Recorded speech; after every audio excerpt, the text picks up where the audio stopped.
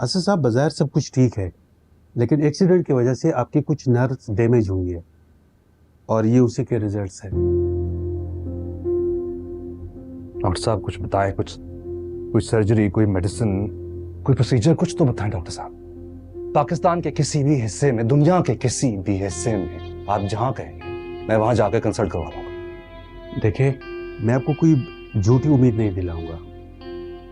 मैंने ऐसे medical condition में किसी को रिकवर करते नहीं देखा, लेकिन फिर भी आपको अल्लाह से मायूस नहीं होना चाहिए। और फिर साइंस जिस तेजी से तरक्की कर रही है, तो उम्मीद है कि कोई जल्द प्रोसीजर आ जाए। तो तब तक क्या करूं मैं? डॉक्टर साहब मुझे हर हाल में औलाद चाहिए। देखिए, चिल्लाइए मत, चिल्लाने से सब कुछ ठीक नहीं होगा। सॉरी, मुझे गुस्सा आ गया। अगर ऐसी बात है तो फिर आप माहिर नफ्सियात से भी कंसल्ट कीजिएगा।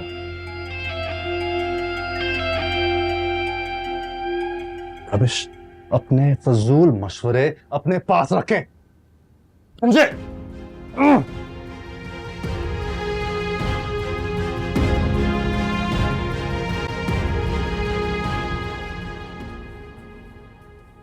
सख्त बुरे लगते हैं मुझे हॉस्पिटल्स। सेहतमंद बंदा भी आके यहाँ पे बीमार हो जाता है। पता नहीं कौन कौन सी जेलसी होते हैं। कितनी बुरी बात है, ऐसे नहीं कहते हैं दुरुशवार। पता नहीं क्यों भेज दिया अम्मी ने।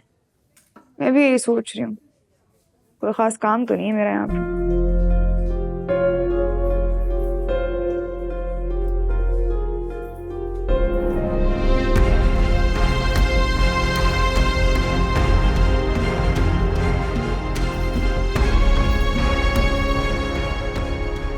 कहाँ जा रही हो? वो असद है, मुझे उससे मिलना है। कोई जरूरत नहीं है, भूल गई लास्ट टाइम क्या सलूक किया था उसने तुम्हारे साथ? मुझे उस बेइज्जती का बदला लेना है।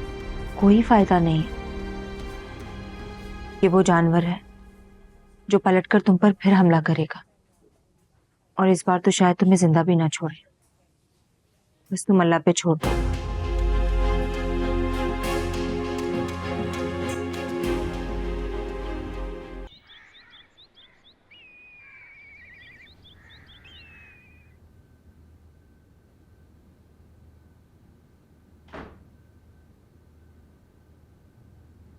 इससे क्या हुआ? मलका आलिया का मुंह क्यों सूजा हुआ? मलका आलिया भी कह रही हैं और वजह भी पूछ रही हैं। का तो मूड हमेशा ही बना रहता है। तुम्हारे साथ हॉस्पिटल जो भेज दिया इसलिए मुंह बना हुआ है। उसने असद को देखा है हॉस्पिटल में। क्या तुमने उसका मुंह नहीं नोच लिया? मुंह नोचने से क्या फायदा होता अम्मी? हाँ, कीचड़ में पत्थर मारो तो छींटे खुद पर ही पड़ते हैं। इसीलिए मैंने इसको भी रोका कि कोई सीन क्रिएट ना कर दे। बस ये दिन जल्दी से गुजर जाए और ये सुकून से अपने घर चली जाए। मुझे नहीं लगता ये वहां भी सुकून से रहेगी।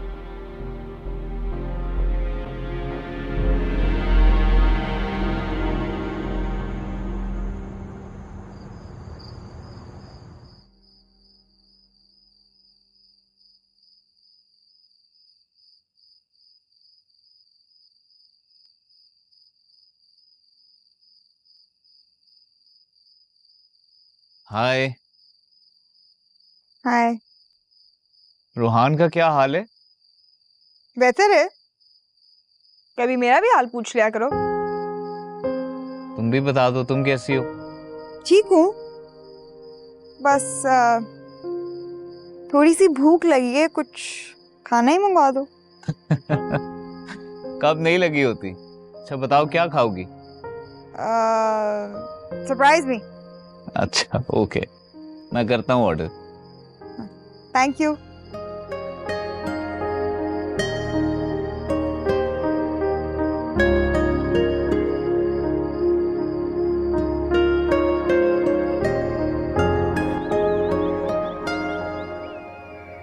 तो डर ही गई थी।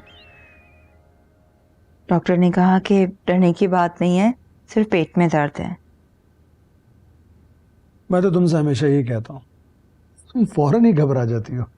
मेरी अम्मा कहती थी कि ननिहाल में लगी चोट माँ पर बहुत भारी होती है। मैं आपको ऐसा लगता हूँ क्या कि इस तरह की बातें सोचूंगा? अरे आंटी आप तो सीरियस हो रही, मैं मजाक कर रहा था। ऐसी कोई बात नहीं है, आप बिल्कुल मेरी माँ जैसी हैं। जीते रहो बेटा, खुश रहो। अरे दुरे शबार, बेटा अरसल आया, सलाम नहीं करोगी? अस्सलाम वालेकुम अरसल भाई। वालेकुम अस्सलाम। अब यहीं बैठ गई हो, अरसल की थी कोई चाय वाय बनाओ। आई एम सॉरी, ये दुरे फिशां का डिपार्टमेंट है, उसको अच्छा लगता है इस तरह किचन में मासियों की तरह काम करना। दर शबार, अपने घर में काम करने से कोई मासी नहीं बन जाता। अरे ये इतनी जल्दी उठ गया, अभी तो सोया था। तुरे फिशां, रूहान को ना तुरे शबार को दे दो, तुम जाकर चाय बना लो। वैसे भी ये इसकी गोद में बहुत जल्दी बहल जाता है।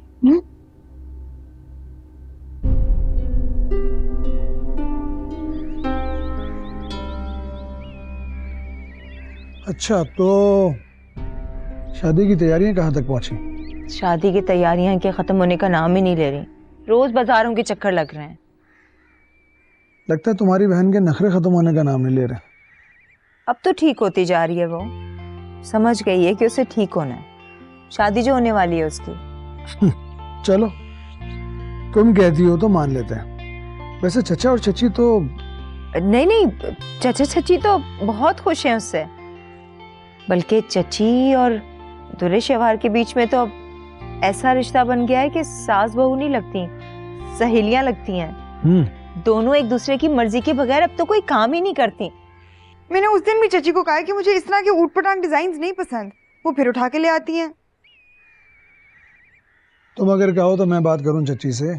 नहीं अरसल भाई, आप क्या बात करेंगे, शादी मेरी हो रही है और मैं जिस चीज के ऊपर हाथ रखती हूँ ना, मुझे एक ही चीज सुनने के लिए मिलती है, बहुत महंगी है, कुछ और ले लो। दुरे शवार, अम्मी बुला रही हैं तुम्हें। आवाज तो नहीं आई। जाओ, बुला रही होंगी ना, किचन में जरूरत होगी तुम्हारी, उठाओ इसे लेके जाओ।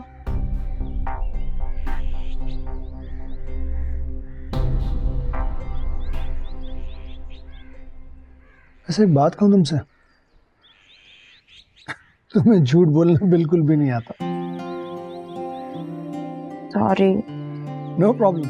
वैसे तुमने उसे अच्छा कवर किया था, बहुत अच्छा।